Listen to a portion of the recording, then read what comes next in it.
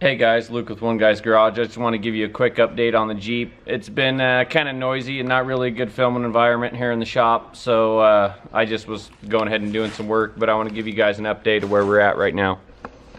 So we got the Quadratec bumper put in, which actually took like 5 minutes. No joke. It was super easy. We got a couple of bolts right back in there, and it pretty much just bolts right where the factory bumper was. I had already swapped out the bumper for one that I had hand built a few years back. Those actually are not my license plates anymore, so whatever. But yeah, I hand built this one a few years back.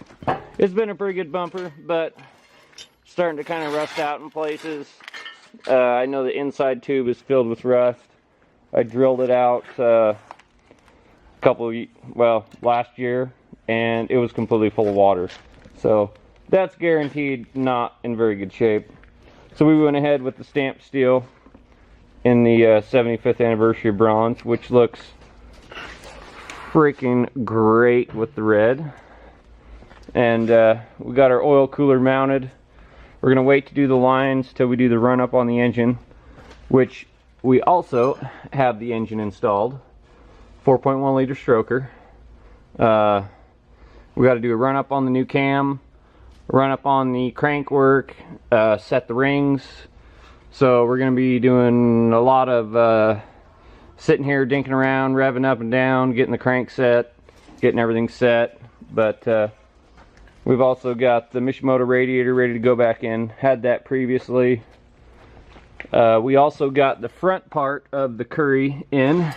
You can see these nice big beautiful King 2.5 shocks here.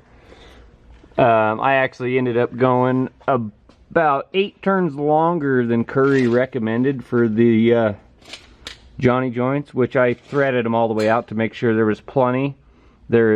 They're super long, so there was plenty to work with there. But to get everything in line with the springs and in line up front for the measurements to work out, I had to thread it out a little further. I think it brought it out like maybe an inch total from what they wanted it. And then they were not wanting to give me this tie rod here till next year in February from Curry. So we ended up going up with the Yeti Steer Smarts XD. Yeah, thank you Yeti for coming through on that, because Curry was kind of screwing me around. We do, however, have the Curry flipped drag link to go across, and also did the Fox ATS here. Our paint turned out pretty good. We ended up damaging a few spots we're gonna have to fix when we were putting the axle in. We had some issues getting a few of those bushings back in there. They were kind of a pain in the ass. And you'll see we did a little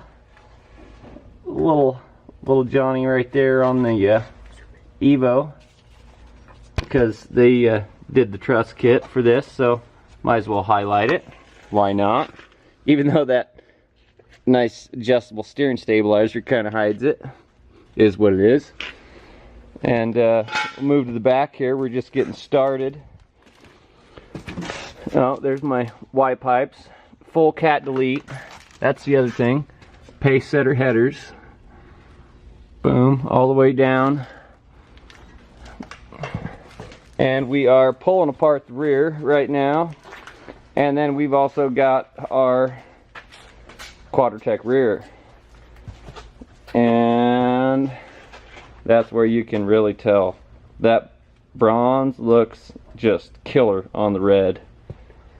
But yeah, we already got the what is it, the JW speaker taillights. We put those in quite a while ago. We did the brake light and the license plate illuminator with the license plate delete. So that'll be nice. And for those of you that are actually wondering, this is not a 2007 top. My top got backed into by a semi when he was trying to turn around in the middle of the road and completely totaled the top end of my truck and pushed my rear bumper in pretty good.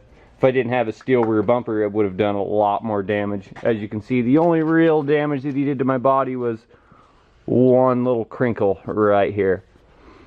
And we've got our pieces for our custom corner delete here, ready to go in.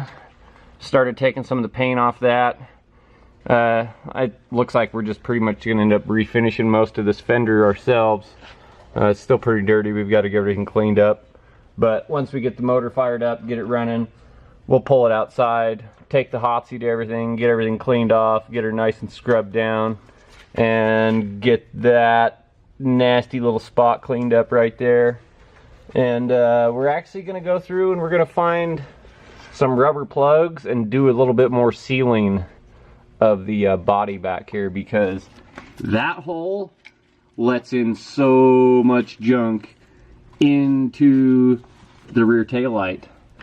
So yeah, we got to get all that fixed. And our extra backup light is still yet to find a home. I would like to have put it right here, but this doesn't extend far enough, so that's kind of a bummer.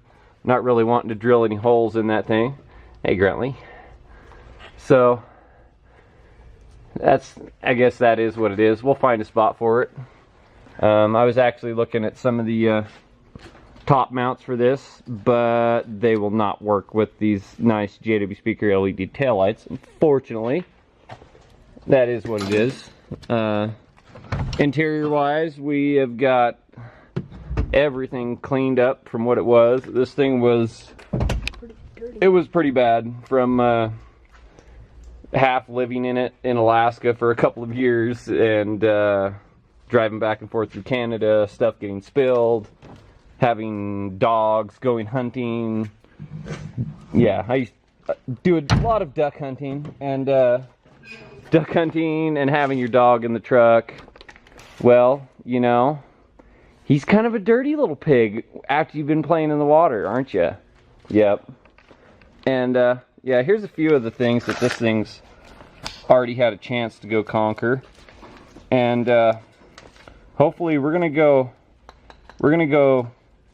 do these again, and then we're gonna add the rest of them. And the poor little bully dog badge is gonna have to go bye-bye, because we're not running bully dog tune anymore, since they will not do anything custom for us, unfortunately. Just running off the 501 tune that they put into the factory ECU there, which we're gonna have to get us some sort of little warning sticker and put it maybe in on the dash that says, do not flash this ECU to factory, because we'll be sitting there dead in the water, or they'll blow our motor when they go to start it, because the fuel parameters are completely different. For the 4.1, you got to have way more fuel, way more air. The injectors are bigger. Lots of sensors have been deleted. EGR is completely deleted. That's another thing we did, is welded shut the tube rather than put everything back on there, so it's not just a dead hole in the wall. And we got our panels kit installed. We no longer have some big nasty gnarly wire going around the top here.